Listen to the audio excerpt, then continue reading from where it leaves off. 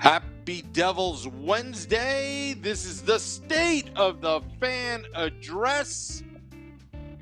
I'm your host, Sam Wu, here with Pucks and Pitchforks blog editor-in-chief Nick Villano, streaming live on Facebook Live, YouTube Live, Twitter Live, and Twitch on the Primetime Radio Network. It's a Happy Devils Dawson Mercer birthday Wednesday, I should say, Nick. Devils finding its place. Devils finding its place in the NHL, searching for their identity, what kind of team they are, how are they playing, Nick. Lots of news today, Nick. I'll let you start off the podcast because there's lots of things to talk about. Well, first and foremost, I got auto-corrected, and now we have a grammatical error in our title. Oh, no. What is it? There's not supposed to be an apostrophe in it's. Oh. That's Apple's fault. That's the iPhone's fault. I blame the iPhone. Okay, so what should it be? It's just take out the apostrophe. We got it. There you go. There you go. Yeah. You know the grammar people are gonna come at us and be like, "Oh my goodness, the apostrophe is burning my soul." Let's tell you one thing. For every mistake we do, another NHL team to be remained nameless makes 500 misspellings on their. That's true. Yeah, That's yeah. true. We I'm not going to name names, and I read a lot of that stuff. That's all I'm going to say. So again, it's my fault. Nobody blames Sam. Don't go into Sam's. Hey, you know what? You know what? I'm going to give you a pat on the back because I've been reading Pucks and Pitchforks blog, pucksandpitchforks.com recently. Some good stuff. Now, a couple losses here. It's a great analysis. I just wanted to let you know and give you a pat on the back on that. Oh, thank you. Yeah. We got a couple things. I got an interesting one coming tomorrow. Talking about Tom Fitzgerald's goals of the season, like what his big goals are. What I think. So I try to get in the mind of Tom Fitzgerald and say, what does he want to get out of this season? You know that these general managers always tell the media that they have no goals, they're just going to let the season play out, yada, yada, yada. But there's probably a big board in his office, things he wants to accomplish. So I tried to predict what's on that board, see what the big, milestones that he wants to hit. So that's coming out tomorrow morning. I also wrote one today about PK Subban. He needs to stop tripping people, Sam. He's tripping. PK Subban is tripping. No, for real. He needs to stop doing that. Like, the Ryan Reeves one, I went to bat for him. I said it was ridiculous that people thought he did that on purpose. But then he did it again. All right. Stop doing that. And yesterday's was just dumb. It honestly really ruined the game for the Devils. That wide stance tripping, it was clearly, first of all, I have a picture I saw, or I think I saw a video of the ref literally staring at him doing it, and then he still did it. Like, you're doing it right in front of the ref. It's an obvious penalty. It's a dangerous play. It's just dumb. And now, again, it's hard to give you the benefit of the doubt with the Ryan Reeves thing because you did it again. And this one was clearly just dumb. I don't know if you want to call it on purpose or obvious or what his intention was, but practical wisdom tells me that if you put your stance real wide and you have your legs out and you're on ice skating, you're going to trip people. You're going to trip them from behind. I don't know if it's technically a slew foot, but it's definitely slew foot-esque. It's not clean. So he needs to stop doing that. I wrote about that today. He got fined, I think, $5,000. He got fined $5,000, which I think is the maximum allowed by the league for an incident that doesn't get like a hearing of some kind. So, he's out $5,000. He's lucky he didn't get suspended. He's not playing that well. I think he's getting a little bit more flack than he deserves, which he always will.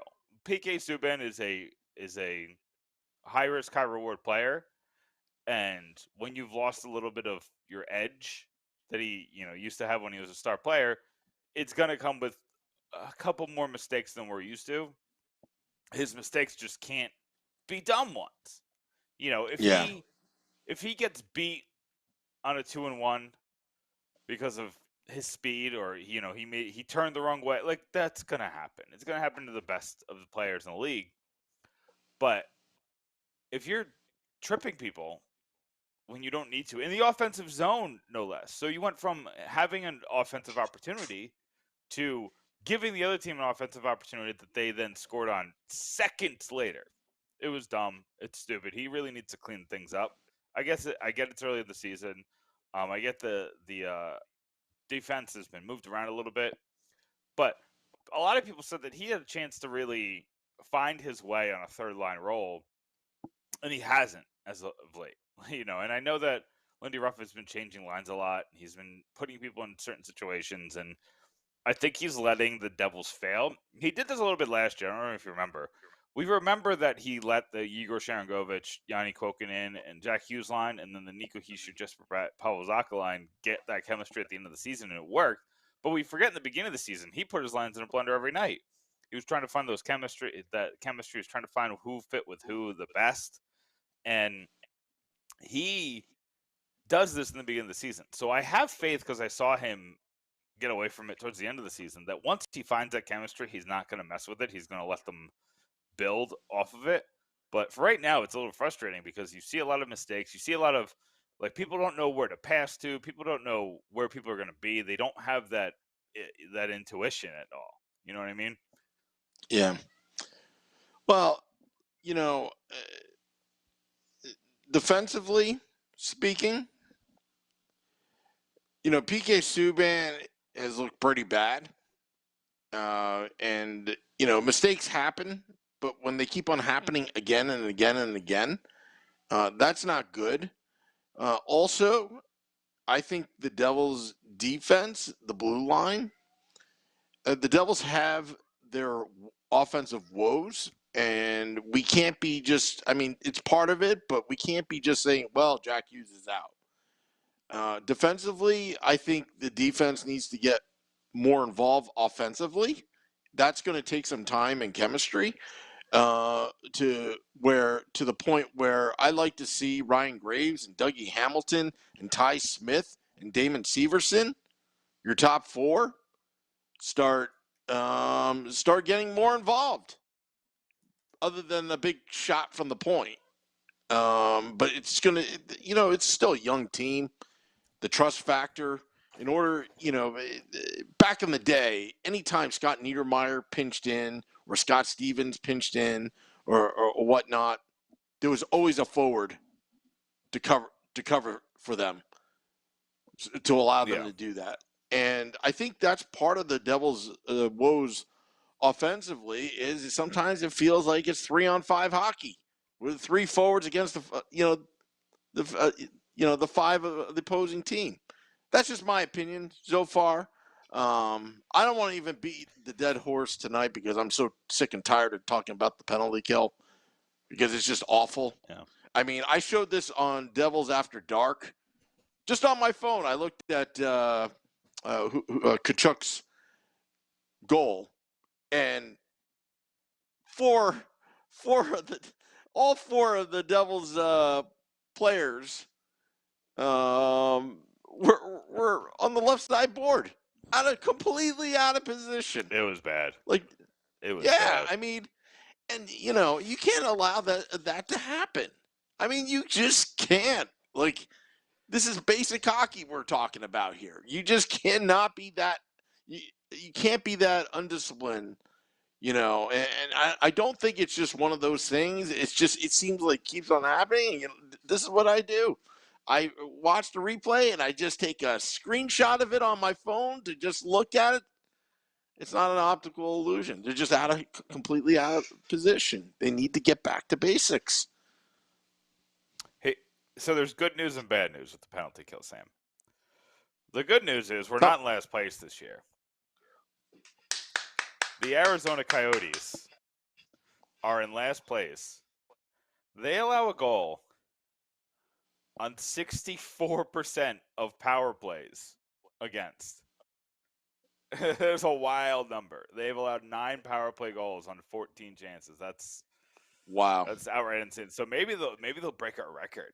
Or I guess we didn't technically break the record last year. We just had, or did we? Did we break the record? I think we broke the record, right? We were the worst penalty kill of all time last year in recorded history. I thought it was the power play. I thought it was the power play was the worst because if you include the power play wasn't even the worst in the league. The special teams together were the worst in the league, but the power play itself was better than Anaheim and I think one other team, maybe Columbus. Okay. I thought when you include shorthanded goals given up on the power play, that the percentage was turned out to be like 3% or something, like ridiculously low. It was the worst, but it was I'm trying to find it. Try to find the numbers. All right. So a lot of chatter in the Facebook Live, by the way. Just to let you know. Oh, yeah. So okay, where it's as I'm trying to fix that. This year's teams I'm also trying to fix that apostrophe, as well. Because I know Thomas Zott says that apostrophe will haunt my dreams longer than Steve Bernier. Oh no, that's upsetting. That's all right, bad. So the Devils, I found it. So here's the funny thing, Sam, is that if the season ended today, which is a preposterous notion, but if the season ended today, there would be 1, 2, 3, 4, 5 teams would have the record for worst penalty kill of all time. The Devils are 5th worst in the league with 66.7%. Then the Canadiens, Jets, and Kings are between 58 and 66%. And then, or 58 and 64%. And then the Coyotes have a 35% penalty kill. But that's how bad penalty killing is this year. It's super bad. There's a couple other teams like the Wild are on the top 15 list of worst all time. The Capitals are here. Penalty killing is just bad. But to my point, the Devils didn't have the worst of all time. That was actually the 1978-80 Kings, or 79-80 Kings. They stopped penalties at a 68%. We did it at a 70.9% last year, so almost 71%. Still terrible. Outright, abjectly awful. But, not the worst ever to exist in the history of hockey. Oh, that's good. That's good. But that doesn't make me feel better. Yeah, I know. How do you fix it? I mean, for one, getting the goalies back will help. Mm-hmm. I think like that, getting Bernier and Blackwood back definitely helps. Like, no offense to Dawes, he was phenomenal on Saturday night, but he's a rookie and he's 20, right? Or is he 19? He's very young. And Wedgwood is what he is. He's a fine third. If Bernier or Blackwood gets hurt, I'm confident that he could come in and back up and come in a relief situation. But if he has to do it for 3 weeks, I'm worried. You know what I mean? Like he can have that abjectly good performance on a lot of rest, but he can't be your guy. And the Devils are in a position where Nico Daws just got lit up yesterday. It wasn't his fault, but his confidence is not where it was on Sunday. Yeah. And Wedgwood he played better yesterday than he did on what was it, Thursday? Played better than he did on Thursday, but it wasn't good by any means. You know what I mean? By any means. So Yeah. I think that once you get Bernier and Blackwood back, and I guess they're skating. I don't know. The Devils have been so secretive with injuries. I think all four were out on the ice today for practice. Okay. My concern was the little trickery that they pulled on Dawson Mercer. I'm like, don't hurt the kid. That's all we need is a pie in the face, and the guy trips and has like a torn ACL. Yeah, and he's done for the season. He's your prized prospect. Treat him like that. I do want to talk about prized prospects because I saw a couple people in the chat bring up Alexander Holtz. Just call him up. Just call him up. Who cares? Burn the ELC. I don't care. Like, you have a spot in the top 6 now. You benched Igor Sharangovich and Jesper Bratt on Tuesday night. You benched 2 of your top 6. And the reason why you don't have Alexander Holtz on the team is because you don't have a spot in the top 6. Well, now you do. Because you benched the guys who were there. I understand that Jack Hughes is not here, and somebody to distribute the puck to him, he on that level is not here. I don't care. Figure it out. Playing with Dawson Mercer. Playing with Nico Hischier. I will gladly accept the line of Pavel Zacha, who's playing all right. He's scoring. I think he's got like a 25% shooting percentage. So, good. I do like that he's scoring, but put him on line with Pavel Zacha and Nico Hischier. Nico Hischier, Holtz, and Zacha. I'm here for that. And then when Jack Hughes comes back, whatever that is, because again, the Devils are never going to tell us about injuries, and he's just going to show up one day. Once Jack Hughes comes back, then you have a decision to make. And then there's also Tatar, who's had a slow go of it, but he has a track record of being really good at goal scoring. I think that you have to try, if Ruff is really falling out of favor with Sharangovich and Bratt, and he's called Sharangovich out specifically and then benched him after that. So he clearly has a big issue with what Sharangovich is doing. But then, like, I know I'm going off on a tangent, Sam, but I have one thing to say about Lindy Ruff because I'm a little frustrated with his performance so far as head coach. We have 5 home games to start the season. We're 3-2. Not bad. I would have signed up for it, so it's fine. I'm okay with it. But there was the terrible challenge. I think was that against the Capitals, that awful challenge that he made, that it was clear Nico pushed the guy into the thing. But we got a power play, and then he negated the power play with the challenge. That was against the Capitals, right? I think so. Yeah. So, that terrible decision. He keeps changing the lines, and then he's calling out certain players and not others. He still plays Subban too many minutes.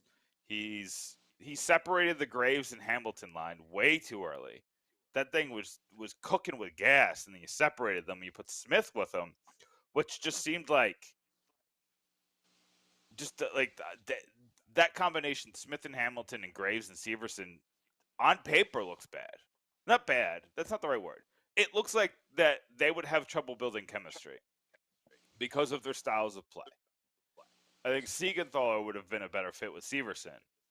But then you have to put Graves with Subban. But I think that's actually a pretty good fit. If Subban stops tripping people and going to the penalty box. Graves has had a rough go of it the last 2 games. But he was so good in those first 3 that I think you have to give him the benefit of the doubt and just keep him with Hamilton. They seem to be working. But then when you take Graves off his line, Smith is the kind of guy, he plays a lot like Subban in the fact that he's going for it all, it seems like, on every shift. He's just found a way to minimize the mistakes when he goes for it all. His instincts are getting better. But he will make mistakes, and that kind of takes away a lot of the strength that Hamilton brings, because Hamilton's instincts are really good, and he takes advantage of those instincts a lot. But he can't take advantage of it if he's worried about what his partner is going to do. I just don't like the Smith and Hamilton pairing. I just don't think it makes sense.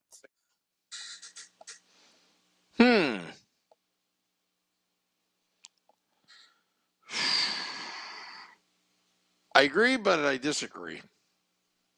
It doesn't make sense, Sam. Well, no, I mean, I see what you're saying, but I mean, yesterday I was all about that pairing. I was all about having balance throughout the entire defensive pairings. You split the Twin Towers up. You have size throughout the game, but you can always, in the latter part of the games, put them back together, Graves and Hamilton, to be your 1-2 stopper out in the ice. I don't mind it that Lindy Ruff tried that because, injuries do happen eventually, and eventually they're going to have to play, different pairings, whatnot. But I don't think it's a bad thing. But, at the same time, with Smith and Hamilton, Hamilton, is back there while Smith pinches in. I don't see a bad thing. But at the same time, chemistry. First off, Ty Smith just came back. Chemistry takes time to develop. It may not work now, but I think it's good that he got it started this early in the season. You never know; there could be magic out of it. But again, I still think that Ryan Graves and Dougie Hamilton on that pairing is just a 1-2 punch, just an absolute 1-2 punch. And why would you mess up the Smith-Severson combo? Because they, played pretty well together last season for the most part, other than Severson's, bad parts of this. Actually, he was pretty bad. There was a stretch where Severson looked like a top 10 defenseman in the league. And to have that in him, and it wasn't like an insignificant stretch, it was like 10 games.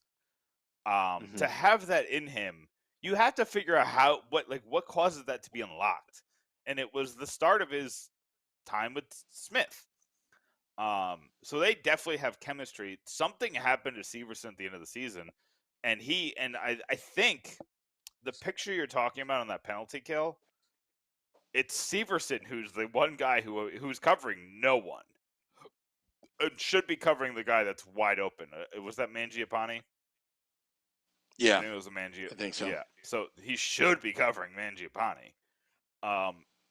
He's been a disaster on the penalty kill, and I think it's hurting his overall game because the confidence he loses on the penalty kill is impacting his 5 versus 5 numbers. Interesting. You know what I mean? Like if you're going out there and you're worried about allowing a goal on the man advantage or whatever, the penalty kill, then every time you go there, that starts to fester. You know what I mean? And if it continues, then it is going to overall hurt your confidence. And you see that in players all the time. Just with that slight lack of confidence. I mean, we saw what it did to McLeod. Confidence is his entire game. He needs an irrational confidence to be good, and he has one now. He thinks he's great, and I don't know. I can't tell you how McLeod has been doing because I haven't noticed it. Have you noticed McLeod this season? And I think Beer Baron alluded to this, and Scotty alluded to it. I noticed McLeod when he was on the fourth line because he was very effective.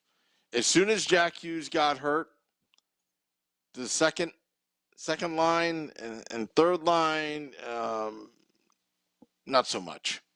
You don't hear his name too Yeah, often. I mean that was the thing, is that it just seemed like he's just so perfect for the role that he played last year. Yeah. The energy line, the making moves on teams when they least expect it, not going against those top lines, those top pairings. But when he's forced to face the best defenseman, when he's forced to face the best defensive forwards, when he's a focus of the other team and he's not falling under the radar, it seems like he's struggling a little bit. Yeah. Yeah, and you know what? I think it was a big ask when they moved Mikey McLeod, It was. up to that second line. Sometimes I just wish that, sometimes the coaches have no choice, but when you mess with the chemistry, I thought maybe what they should have done, is kept all three lines intact. And to fill Jack Hughes, I know this sounds crazy, but I would have called someone up from Utica, see if they can plug and play and play that role. You can't replace Jack Hughes. And then just put Sharangovich on at center. That's what you should have done. You should have called up Holtz, but Sharangovich at center. That's how you replace the impact. You don't have to replace Jack Hughes with another Jack Hughes. You have to replace the impact he has in the game. And the only player on this team, or the only player that's not in the lineup right now that even comes remotely close to that, is Alexander Holtz. Whistler writes on the YouTube Live, still can't understand the slow starts. It was an issue last year and still a problem, even with new personnel. I think that last night's hard to explain because it was terrible. That was the worst start I've seen in a long time. They were getting railroaded before the goal started. Like they couldn't get a shot. They couldn't get an offensive. Part of it is Daryl Sutter team. They're well coached. I understand, the Flames, but at the same time, you gotta have to show up. Stupid. That was another Listen, I remember those mid 2000s ranked same style of play, blocking shots, trying to make sure that you don't get opportunities on Lundqvist.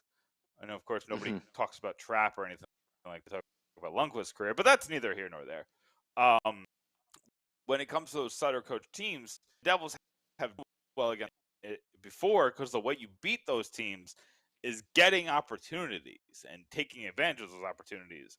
And the Devils have need and take advantage of those opportunities. So I think that what the Devils need to do in those situations is just trust that they're going to get the plays, but they were trying so hard to not make mistakes that they made mistakes. If that makes any sense. Yeah, the slow starts. I don't know why the slow starts. Sometimes they just look lackadaisical. How many times does Jesper Bratt needs to be benched before he starts performing? That's kind of inexcusable. Like Lindy Ruff that shouldn't be in Lindy Ruff's playbook per se. So, you got to come prepared. You can't just get walked over like Nico Dawes. When he left the game, Nick, naturally the teammates, they all patted him on the back and all that because they knew that it wasn't his fault. They left him out. And you know what? It sucks for the kid because the kid did nothing wrong.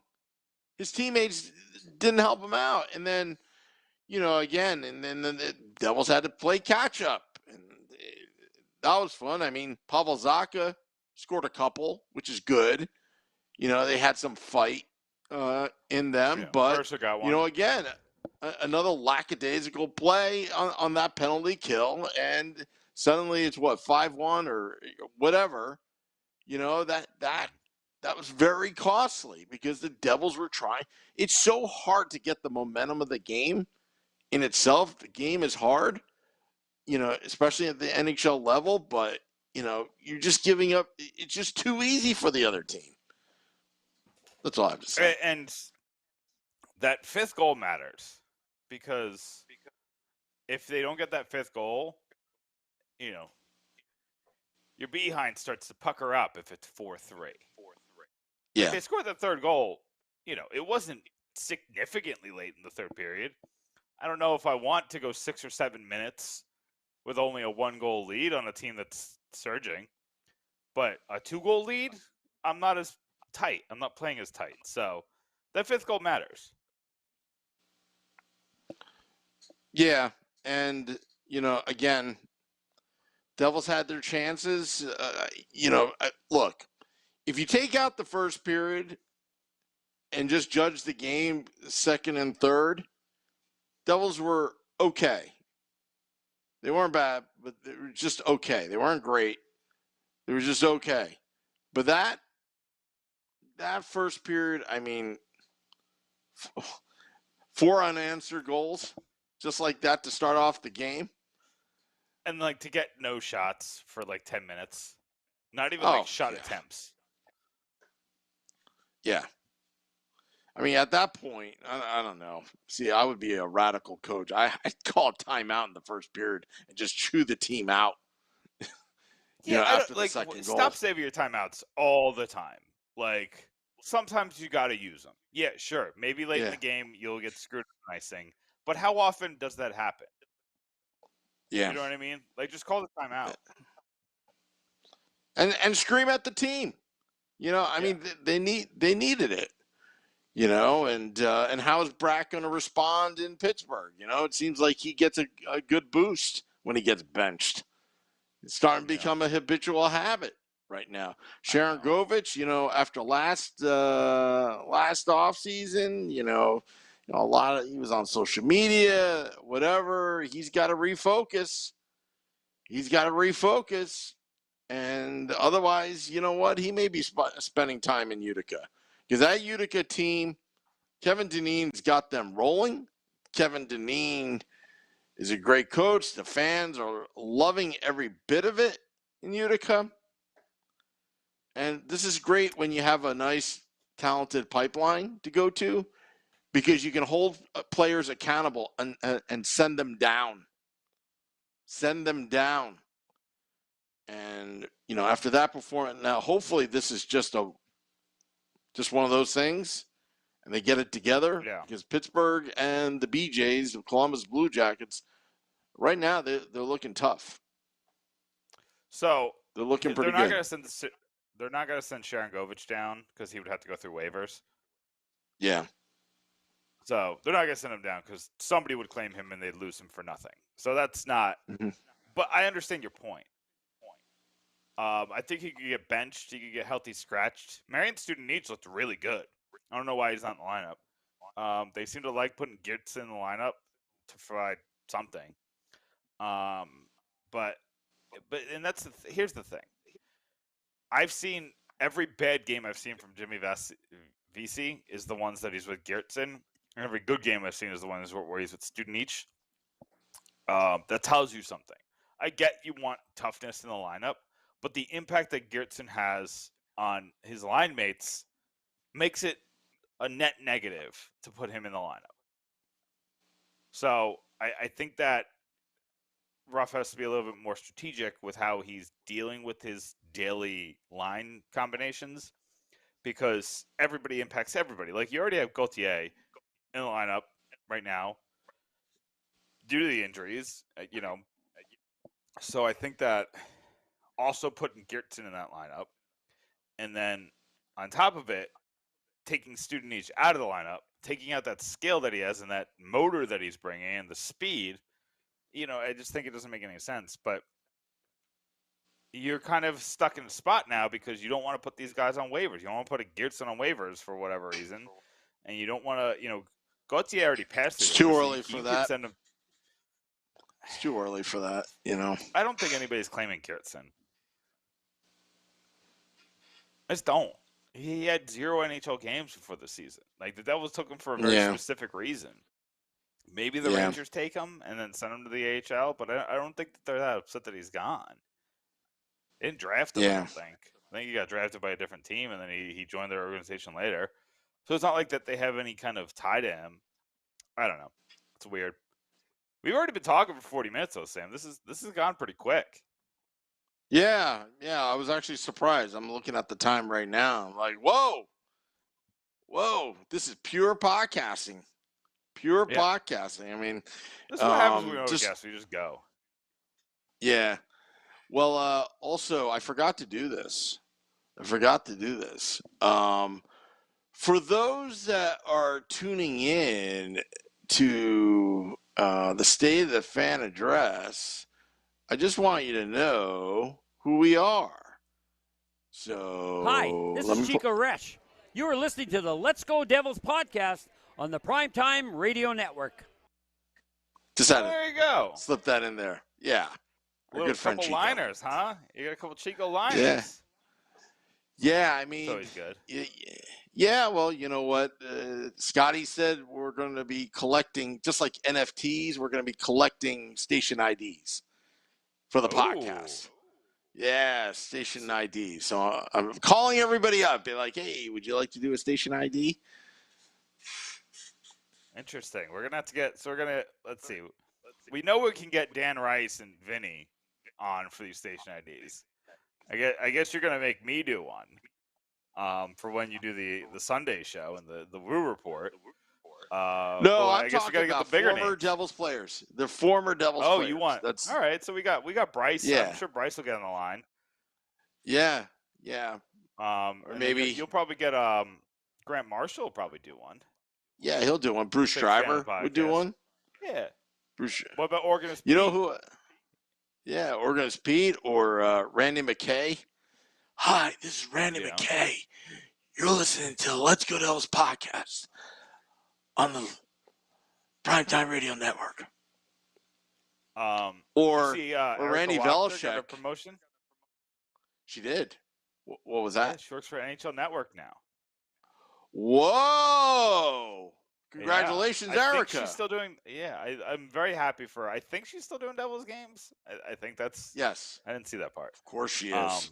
Of course she is. Yeah, I mean, but honestly, how is the New Jersey Devils broadcast the pipeline to NHL Network? Well, NHL Network's in Secaucus, right? Yes. So, I mean, it is easy. You just, you go from the MSG studios right to there. She's very talented. But, I mean, they got Ken Danico, and now Bryce is on. He got a job with Daily Faceoff.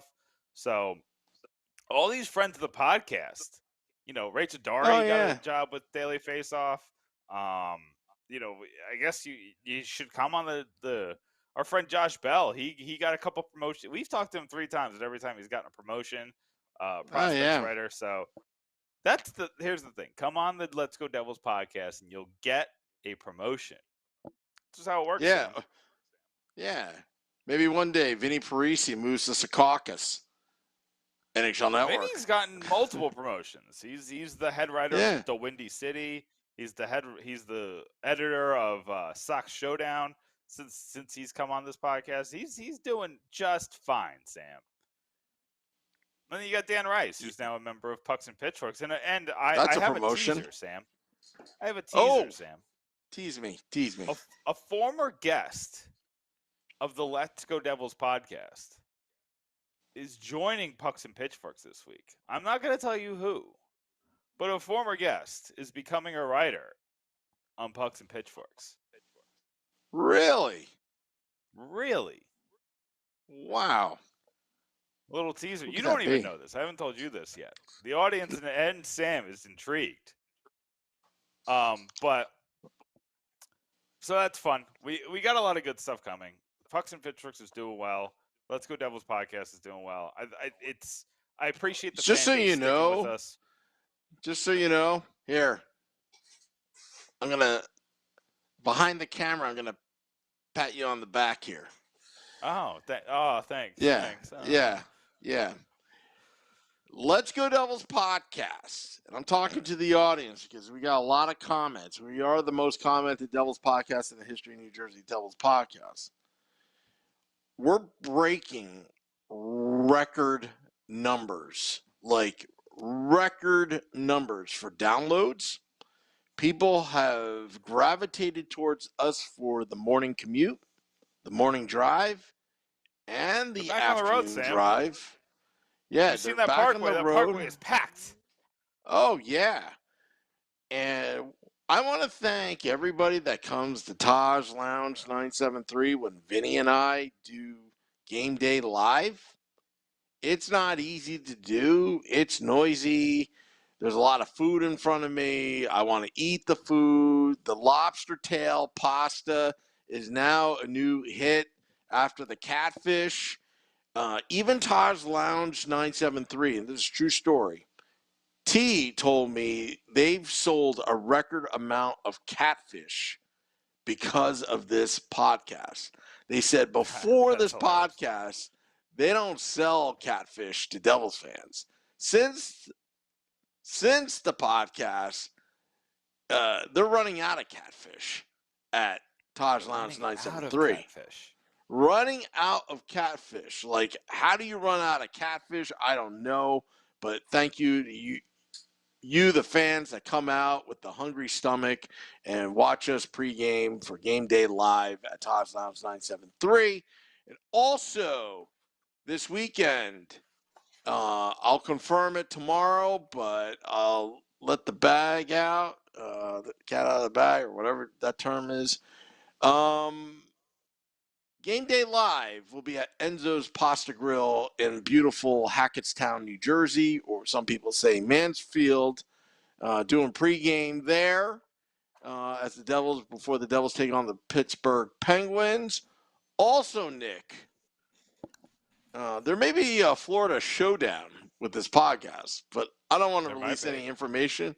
The podcast may be taking a road trip to your neck of the woods, but we'll have more next week once things are confirmed.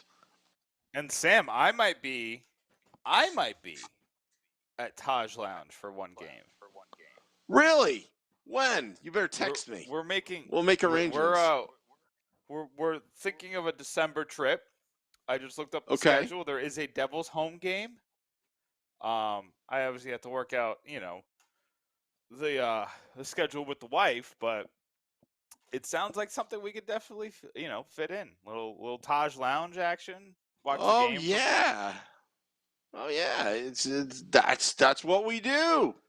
That's what we do. It's the official home bar of the Let's Go Devils podcast.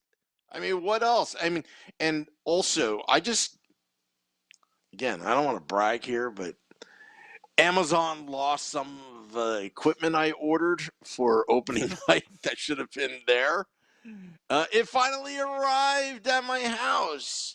And we're going to be doing some wild stuff at Taj. We're building it up. And it may even include a virtual VJ. Scotty from SiriusXM, Liquid Metal, from his Beverly Hills estate in the no money section of Beverly Hills. He is 90211, not O. So anyway, and we're trying different things to have more fun before we watch our Devils beat the other team. Yeah, that's what we do. We're gonna have some fun. But yeah, so we're coming towards the end, Sam. Mm-hmm. I feel like we got to pivot a little bit, a little genuine-ish. We didn't even mention the talk situation. So here's what I'm going to say. First of all, it's disgusting. It's terrible. It's awful. Hockey needs to fix itself. It needs to fix a lot of the issues dealing with. Sexual assault is not something you can hide, and to have it be such a concerted effort to hide is gross. I'm glad that, the victim got to speak his truth. But how is Joe Quenneville coaching tonight? Like how? How is he on the bench? You know what I mean? I Like, how do don't you let that know. happen? How do you let that happen? If If you're Gary Bettman, if you how are you don't not doing the meeting today? How are you not doing the meeting today? if you don't mind me interjecting, because I want to be careful with my words here. The Devils got fined $3 million for the circumvention of Ilya Kovalchuk. The Chicago Blackhawks got fined $2 million for this. Penn State University got fined $65-70 million for this type of disgusting behavior. It needs to be on that level of punishment. Punishment where it hurts. That'll never happen again. That's all I have to say, because I was shocked how little. Again, some would say, well, you don't want to bet. The owners didn't know back. It doesn't matter. Something needs to be done at that level, because there was already, and I hate to say it, there was already an incident of that magnitude, and 2 million versus 65-70, what the NCAA did to Penn State, and what the victim had to go through. It's unbelievable. What the NHL. When you read through the stuff that's in that report, and I read some of it because before the podcast, Nick, I got to tell you,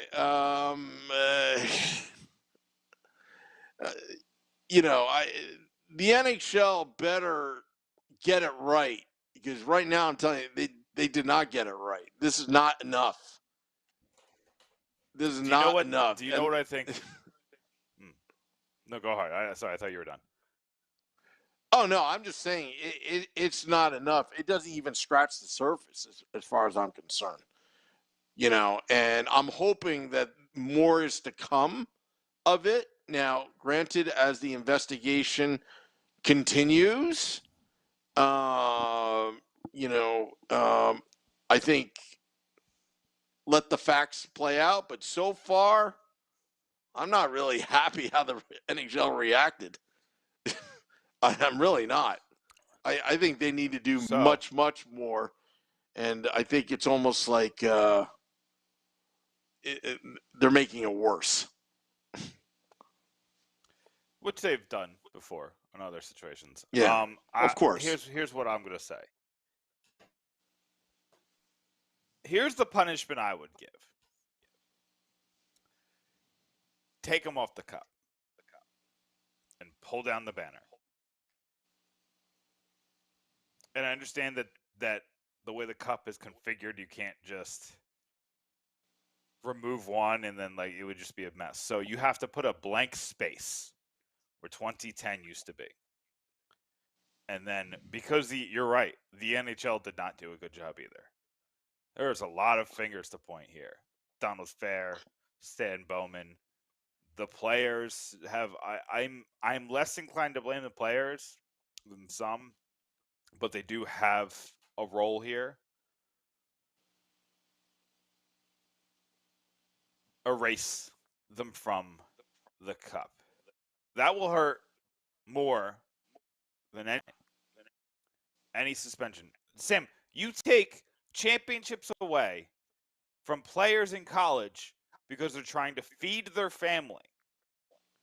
You take away Reggie Bush's Heisman Trophy because somebody gave him a gift. He didn't hurt anybody. He didn't steal from anybody. He didn't assault anybody and ruin their life. This guy was a former top 10 pick or top 12 pick, and he couldn't make the NHL. And now that happens sometimes, but I have to say that putting two together really hurt his chances.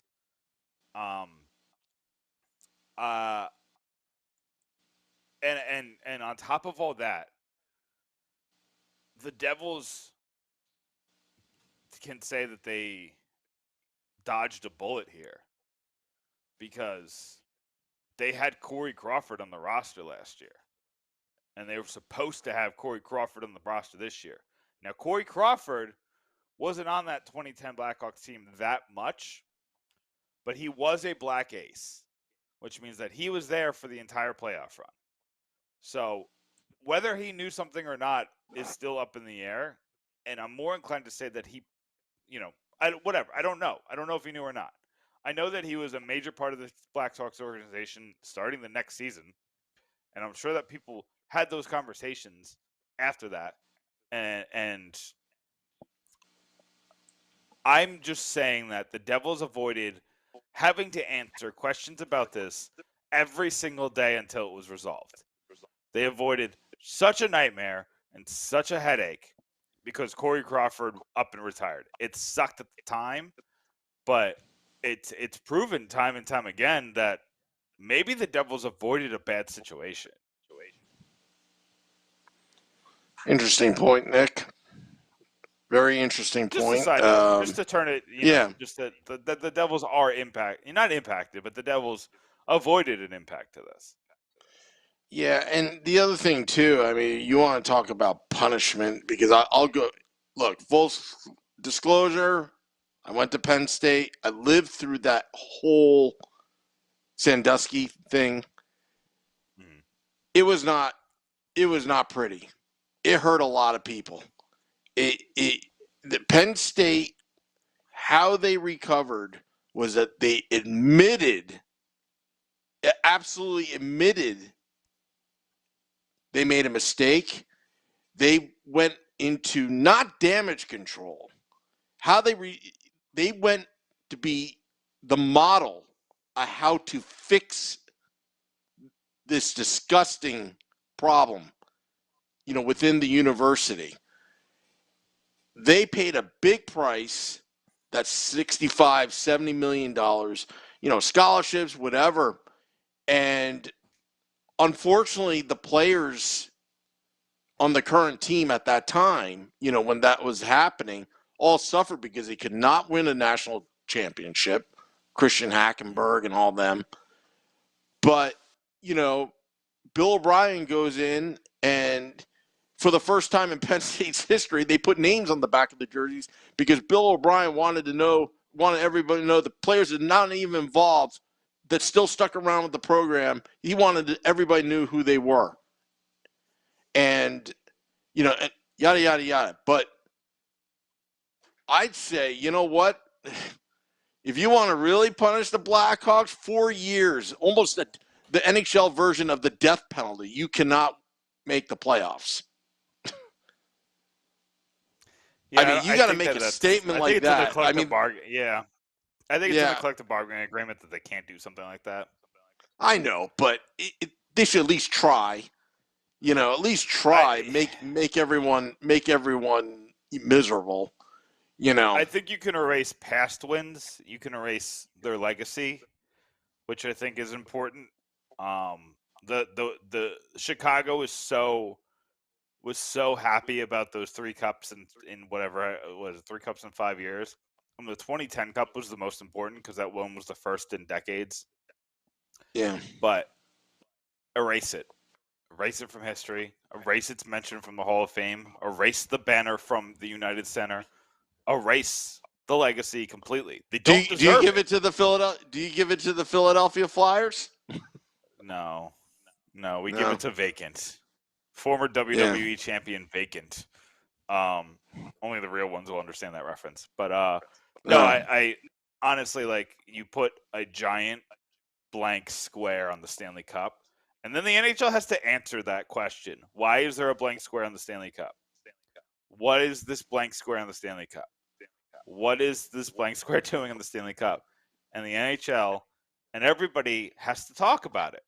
And that's the issue, is we let these situations go away. Deal with it, like you said, damage control. You want to control the situation by making it go away eventually. Here, the NHL would have to answer these questions for, 40 years? Is that how long it takes to get a ring off the Stanley Cup? So that's what I would do. That's what I would suggest. I suggest that you just hit them in the legacy, and the $2 million fine is chump change and pathetic. Like, this is a team that had the longest sellout streak in who knows how long.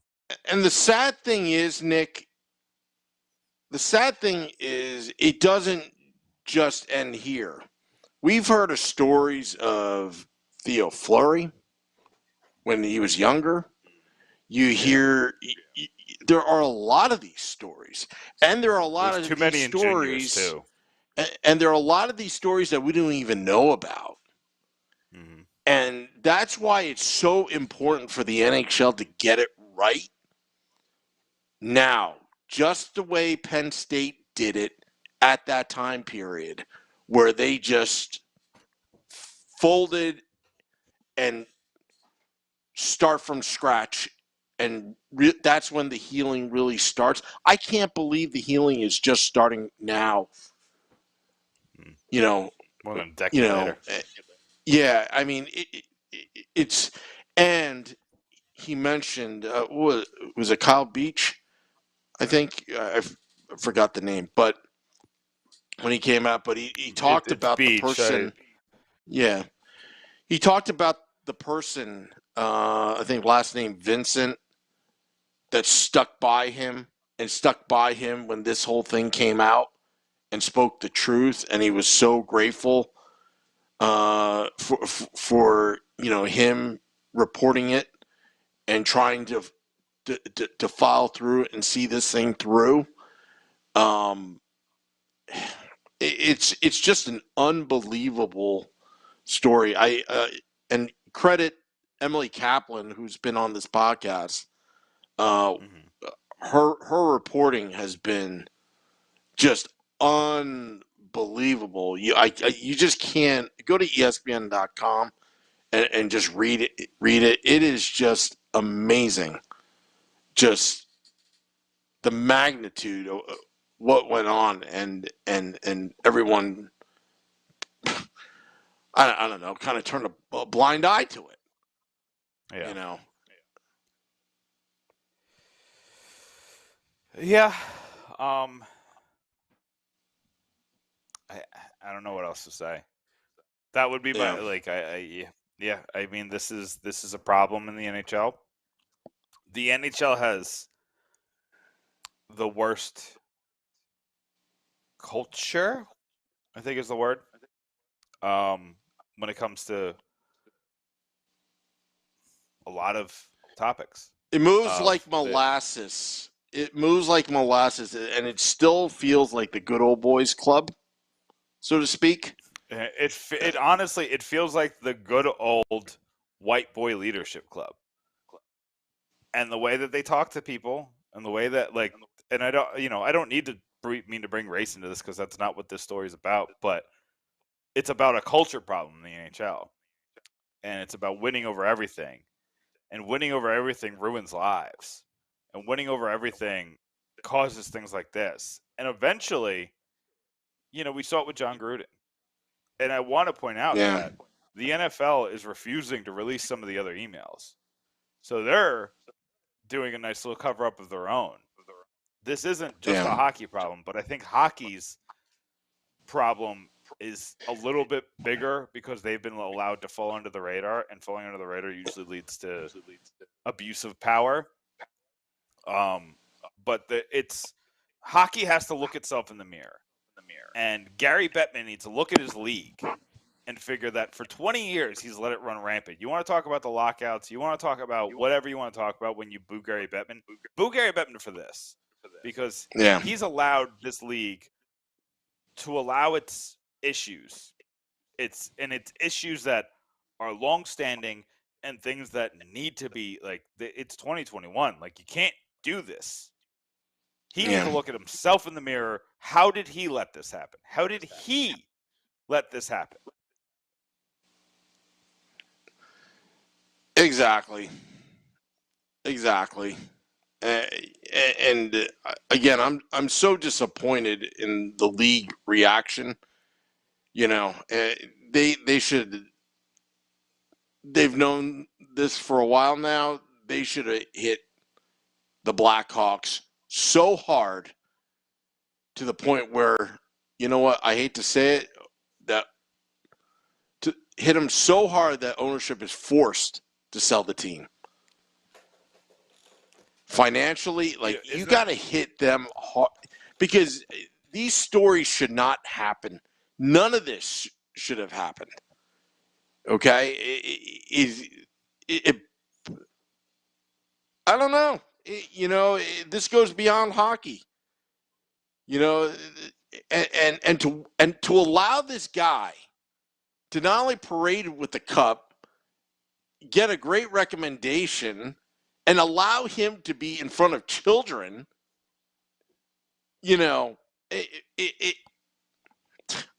again, there may be untold stories right now that may be coming out now that this is out, and that's how it starts. It starts at 1. Yeah. And Larry then Nassar started with 1. Oh, yeah. And Michigan State. And then you also have Syracuse men's basketball, back in 2005. Isn't Michigan Wolverines is now another one that's under investigation? Maybe. I don't know. There's just too many. And there's too many of these cases that get swept under the rug, and the problem does not get solved. You got to bite the bullet as a society and face it head on, and just kind of, $2 million fine, and I'll just talk to this coach. But it should be suspended indefinitely till it all comes out. The truth comes out. Yeah.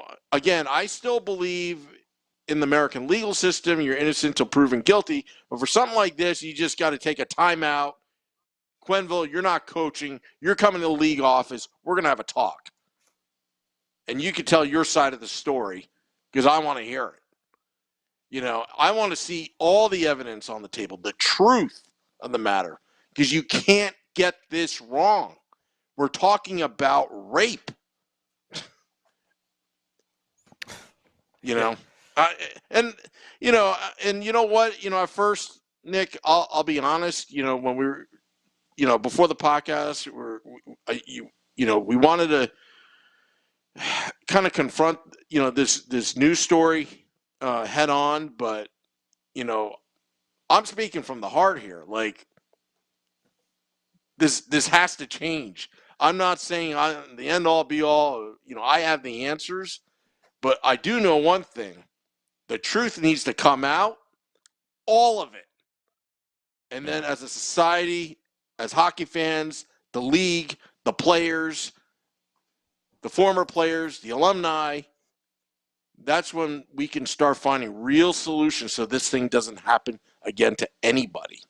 It happened to a professional hockey player. It happens in juniors. It happens everywhere. Can't ignore this anymore. That's all I have to say. Yeah, I think we hit it from every angle. And I think that's it for the podcast, Sam. Yeah, I think that's it. Yeah. On that note, Nick, it's a weird note to end on. I understand. It's hard to promote Pucks and Pitchforks and promote the Let's Go Devils podcast after that. But I don't want to ignore the biggest story in hockey in a long time. So yeah. But yeah, and I'll just leave on this note. I'm not going to play music because I don't feel like playing music like we normally close. But I'll close it on this. After reading what Kyle Beach said in the interview, I can't imagine the amount of courage and what he's been through to put that out there and now his healing is now just started. We need to do better as a society to make sure that his courage and what he went through doesn't go in vain, and get this right and get it fixed. And I'll just end it on that note, the podcast, and there's probably more to come in the coming weeks and months and years about this, and more stories coming out. And it starts now. It starts now. And on that note, I guess we'll end the podcast. Until next time, let's go Devils.